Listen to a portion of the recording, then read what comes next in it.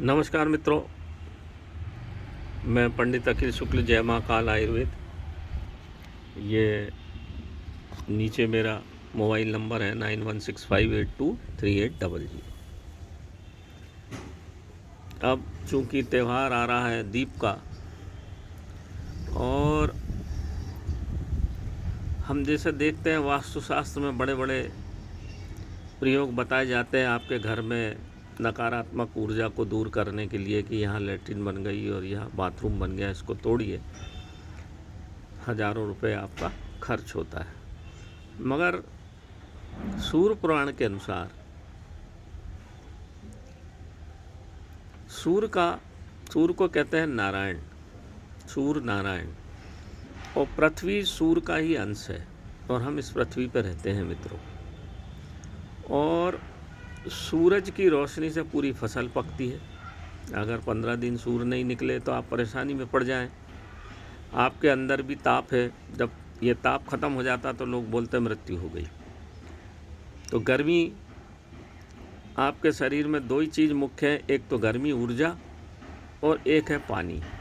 75% पानी, बाकी ऊर्जा, और इसके बाद जो बचा वो बाकी सब चीज़ें हैं। तो मकान में या आपके घर में या आपके निवास स्थान पर अगर सूर्य की रोशनी नहीं आती है तो आप कितना ही वास्तु दोष दूर करिए, मुख्य वास्तु दोष है सूर्य नारायण का आपके घर में प्रवेश नहीं होना।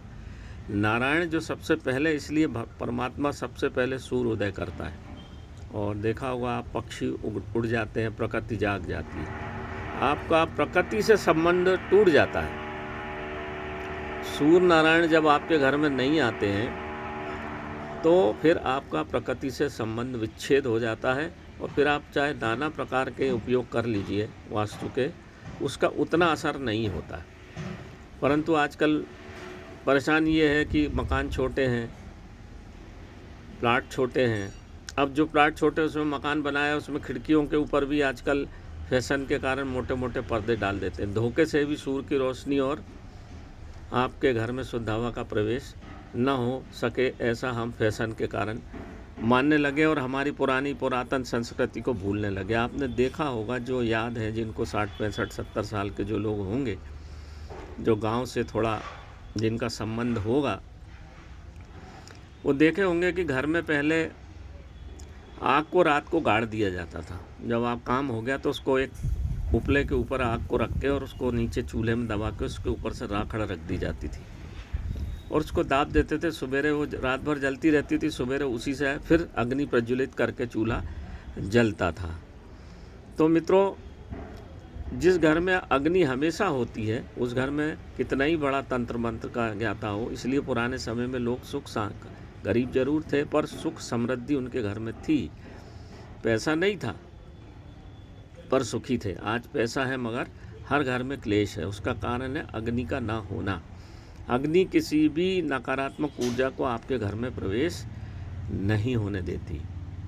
आपने देखा होगा, साधु महात्मा के यहाँ धूना जलता है। शमशान भूमि में भी जो साधना करते हैं वहाँ भी अग्नि रहती है, चिता के सामने करते हैं। आपको भी मर के अग्नि में ही समर्पित होना है। और तो अग्नि का हमारे जीवन में बड़ा महत्व है सकारात्मक ऊर्जा के लिए। जहाँ अग्नि रहेगी वहाँ नकारात्मक ऊर्जा फटकती ही नहीं। जिस घर में सूरज की रोशनी नहीं जाएगी उस घर में राहु, केतु, शनि, इन सब का प्रभाव रहेगा। अपन पुराने समय में कहते थे कोने जहाँ अंधेरा है वहाँ साफ करिए ठीक से। घर के कोने में अंधेरा नहीं रहना चाहिए, ऐसा मानते थे लोग। और आपने देखा होगा कोप भवन बनते थे पहले। कोप भवन, जो अंधेरा कमरा रहता था उसमें काले कपड़े पहन के रानी महारानियाँ बैठ जाती थी कि अब गुस्सा हो गई, मतलब नकारात्मक ऊर्जा से भर गई। इन सब का महत्व है मित्रों, ये ऐसे ही नहीं बने हैं। तो अब एक प्रश्न आता है कि हम सूर्य नारायण को अपने घर में कैसे रखें। अपन मुद्दे की बात पे आ जाएं, बाकी सब तो आप जानते ही हैं। तो एक ऐसा दीपक लीजिए, कांच का दीपक है। इसमें हमको सरसों का तेल भरना है, और बाती हमको कपास की में मिलावट है आजकल ना लेते हुए इस तरह की कलाई की बाती बना के लगा दीजिए। दीपक को जलाने के बाद इसमें कर्पूर गौरम करुणावतारम संसार सारम भुजगेंधारम सदा वसंतम हृदयारविंदे, ये कपूर ये है भीमसेनी कपूर। भीमसेनी कपूर का एक टुकड़ा सरसों का तेल भर के इस दीपक में डाल दिया, दीपक प्रज्वलित कर दिया। ये कांच का है पात्र, इसको इसके ऊपर ढक दिया। और इस दीपक को रखना कहाँ पे है? इस तरह से हमको पहले थोड़ी सी हल्दी और अक्षत, अक्षत मतलब चावल जो छत ना हुआ हो, और उसके ऊपर ऐसे दीपक को एक सिक्का रख के रख देते हैं ऐसे, और इसको जलता हुआ रहने देते हैं।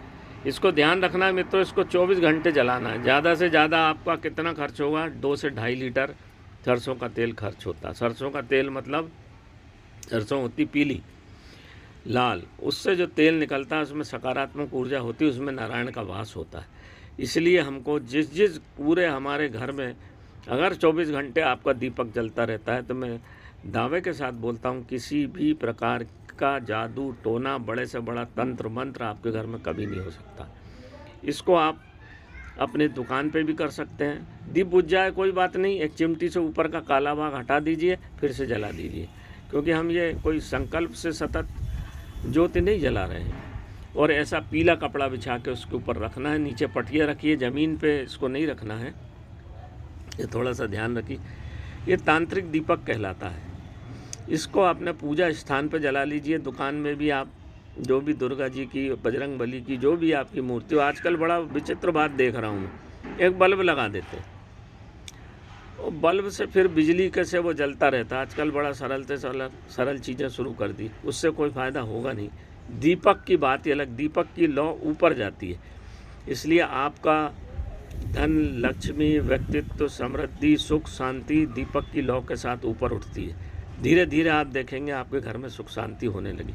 और उसके बाजू में एक इस तरह का तांबे के पात्र में जल भर दीजिए। इस तरह से गंगा जल आजकल पोस्ट ऑफिस में मिलता है, गंगा जल भर के दीपक के बाजू में रख दीजिए। जिस घर में 2 चीज़ें होती हैं, अग्नि और जल, जल आपके जीवन में 75% है, और ये जल भी क्या करता है? नकारात्मक ऊर्जा को अपने में शोषित करता है, और दीपक सकारात्मक ऊर्जा को बढ़ाती है।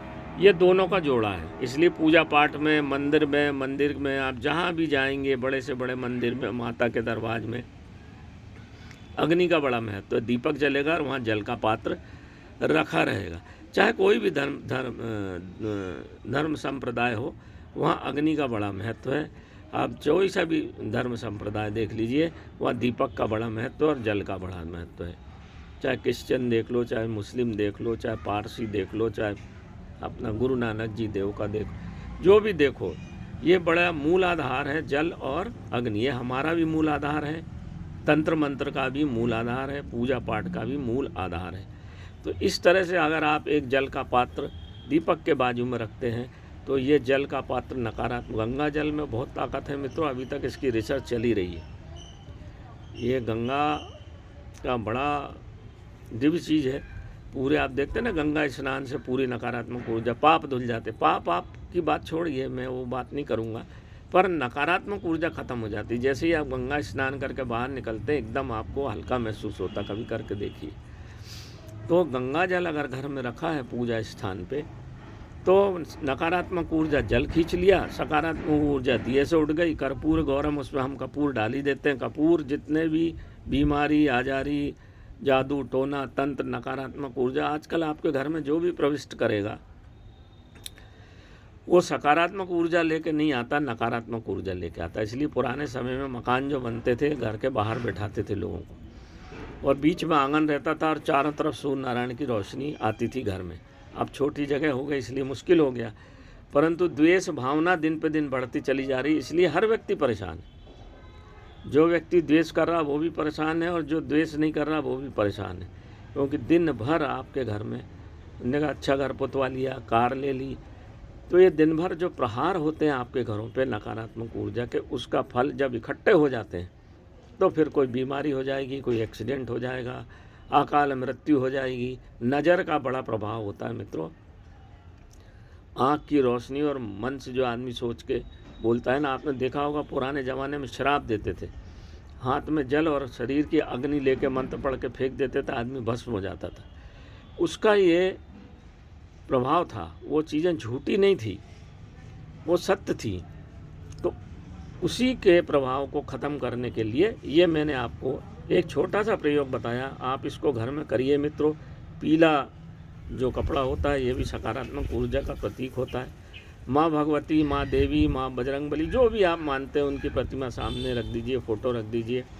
सुबह शाम हाथ जोड़ लीजिए। जो मंत्र पढ़ना, ओम नमः शिवाय, ओम श्री हनुमंते नमः, ओम ह्रीं क्लीं चामुंडाय विच्चे, जो भी मंत्र पढ़ना 5, 11, 7 पढ़ लीजिए। नहा के दीपक देख लीजिए, तेल कम तो नहीं है, डालते जाइए। आप देखिए, मैं दावे के साथ बोलता हूँ आपके घर में 1 माह में पुरानी स्थिति बदल जाएगी और आपको सुख शांति का अनुभव होगा। मैं ये कभी नहीं कहूँगा मित्रों कि एकदम धन लक्ष्मी आ जाएगी।